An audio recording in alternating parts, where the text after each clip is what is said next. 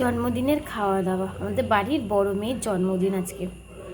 লুচি আছে, ডিমের টেবিল আছে, পায়েস আছে, ঘুগনি আছে। এগুলো কিন্তু সব আমাকেই খেতে হবে, টুকটুক টুকটুক করে অল্প অল্প করে খেতে হবে, কারণ ওর বাবা খাবে না, ওর বাবা রিচ খায় না, কোনো কিছু আর খায় না। মানে রুটি খায়, একবার একটু ভাত খায়, শশা ছোলা এগুলো খায়, মানে রিচ কোনো খাবার তেলে ভাজা কিছু খায় না।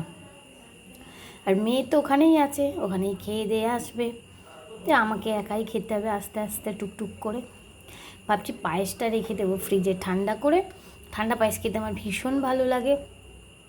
এখন দুটো দাঁড়িয়ে দাঁড়িয়ে খেয়ে নেব, তারপর ওর বাবার জন্য একটু রুটি আর তরকারি করব, আবার রাতে যেটা বাকি থাকবে সেটা আমি খেয়ে নেবো।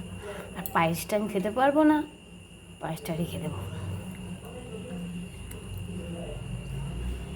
ও বলা হলো না, লুচি আছে, ডিমের টেবিল আছে, পায়েস আছে, আর ঘুগনি আছে। ঘুগনি খেতে আমার ভীষণ ভালো লাগে। ওর মায়ের হাতে ঘুগনিটাও খুব সুন্দর হয়, পায়েসটাও খুব সুন্দর করে।